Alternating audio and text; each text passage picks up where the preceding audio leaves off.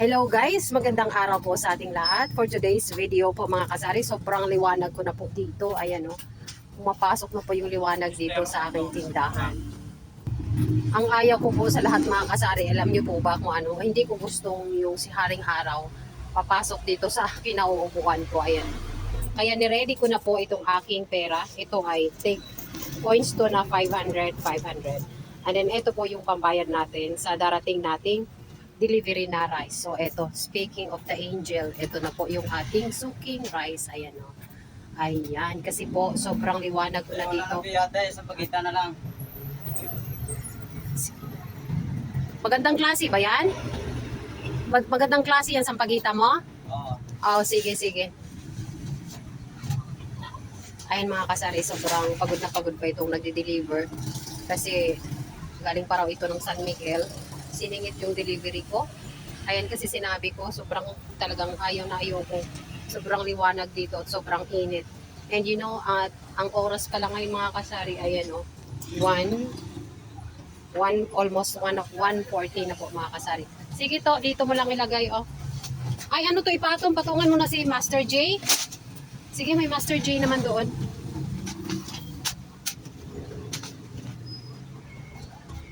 Ayan. Kayo dyan mga kasari, kamusta ang inyong mga tindahan dyan? Appear ba tayo na laging nagre-restock ng ating rice? Ayan. Kasi today po is Monday and alam nyo naman po ang Sabado at Linggo. It's marketing day and naubos po yung ating stocks.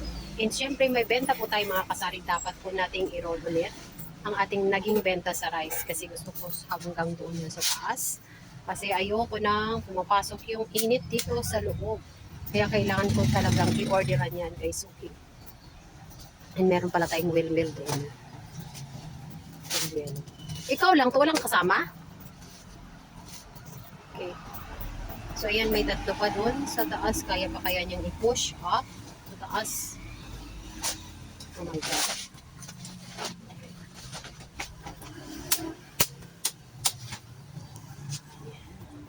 And dalawa na lang yun mga kasali.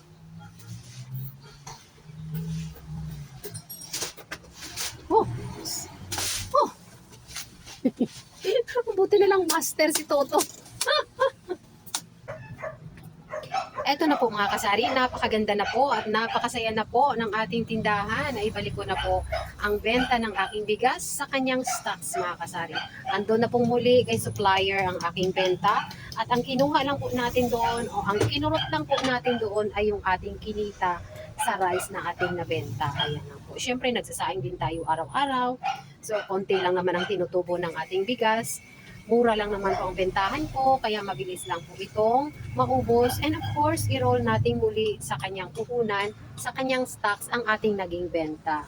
Okay, mga kasari. And then, ngayon po ay sobrang init, no? Kaya gusto ko, laging meron akong shadow dyan. Ang ginagawa kong shadow is yung aking stocks para dito hindi ako masisilawan. Ayan, makakaupo tayo dyan nang hindi mainit galing sa kalsada kasi sobrang init po ngayon. And mga kasari, ito na po ang ating naging stocks ngayon. Happy Monday po sa inyo lahat. At ayun, sobrang full pack po ang ating mga dilatas. Super ganda. Ay, all out na po mga kasari ang ating sugar. Ayan, pag medyo kumonti na namang muli yan, mga until here, mga dyan, pwede na mag-order akong muli kay supplier. Kasi gusto ko po yung ganyang klaseng asukal. Very fast moving po sa aking tindahan. At ito na po ang ating itlog, may tag 9. May tag 10, nilagyan ko na po ng presyohan para hindi na po magtatanong si customer. Kasi habang bumibili po sila sa akin ng bigas dito sa harapan, nakikita po nila kasari yung ating itlog. Nakikita rin nila yung ating asukal, katabi yung ating mga kape. Kaya dire-diretso na po sila sa pagsabing isang kape, 1/4 na sugar, 10 itlog, 5 itlog. Ayan. Ang tatanong ko na lang po, alin po ma'am, tag 9 or tag 10? At yun. Tapos yung ating mga dilata, ayan po, sobrang alive na alive. Kasi yung ating pong napamili is nailagay na po natin sa kanya-kanyang mga lalagyan. At ito po yung iba mga kasari, yung ating century. Ayan, kasi dami po nila kasi. Ayan, so nilagay muna natin dyan. Inurong natin itong ating box. Ayan. So dito, yung ating ibang century, yung iba ay nasa harapan. Ito ay sobrang happy na po ang ating tindahan. Sobrang punong-puno po.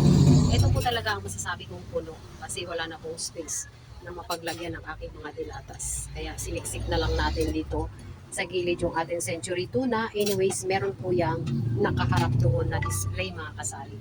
And yung ating estante sa harap, ayan. May dumating pala po kanina mga kasari na Nestle. Naka-receive tayo at nag-order tayong muli. Kahit meron pa tayong swak, meron tayong tatlong bundle doon. 4 na pack na kape, Nescafe stick. Siya nga pala yung Nescafe stick mga kasari, nagtaas na no. So magkano ng bentahan niyo dyan? Comment down below. Ayan, kasi medyo tumaas po si Nestle ngayon. Lahat po ng product ng Nestle ay tumaas. So depende na lang po sa mga pinagkukuhanan natin kung gaano kataas, gaano kamahal, magkano ang presyo nila.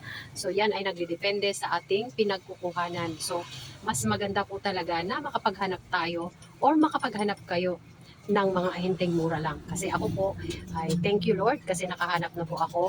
And hindi pa po masyadong alam ng iba kong mga customer. Kasi alam nyo naman yung iba naghahanap talaga ng murang mapagkukunan. Kaya next time na dadalaw sila dito sa aking tindahan, malalaman na nilang nag-adjust ako ng mga price. Meron akong mga decreased price sa aking mga selected items. Ayan. So yung iba nating mga paninda ay wala pa tayong ahente. So, nagdedepende muna tayo doon sa ating online na pinagbubuhanan. Pero sooner or later, makadiscover pa rin po ako ng mga bagong ahente na mura lang sa ating tindahan. Kasi magbe-benefit po tayo, especially kapag mura po ang ating mga paninda kasi marami po tayong maging benta, kasari, and of course, dadami po ang ating kita araw-araw. And isa pa, ang rason mga kasari, magpupusuhan talaga ni customer na mura ang inyong paninda and pabalik-balik sila sa iyong tindahan. By that time, matatawag na natin silang regular customers. O diba?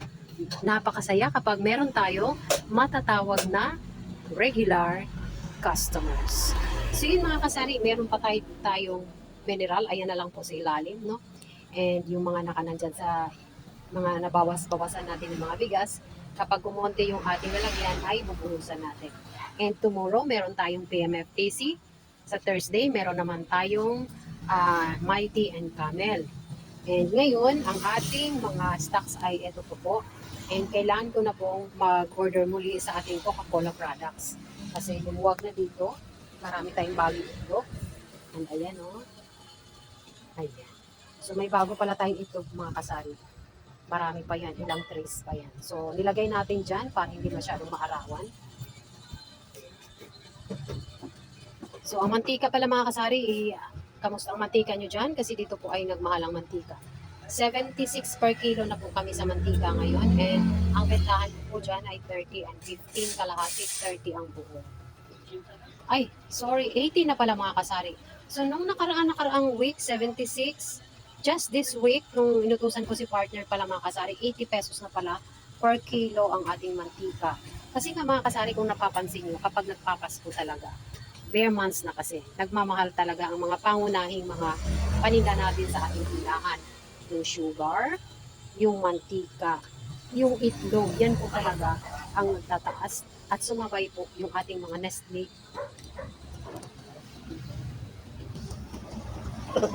Ayan siya mga kasari. Nagpo-post sa'yo, pero alam nyo kung anong gagawin niya, magpapa-change lang siya ng 500.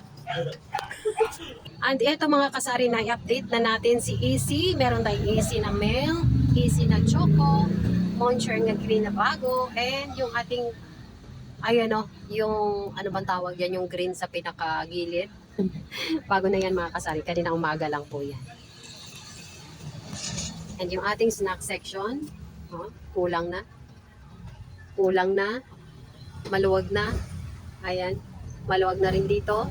So magre-refill tayo dito tayo kukuha ng ating mga stocks. And napaka-beautiful pa ng ating tindahan ngayon. So tayo po ay gaganahang magbabantay. Kaya tudo bantay po tayo. Today, starting today, Monday to Saturday, Sunday again. Ayan, hindi tayo ulit aalis.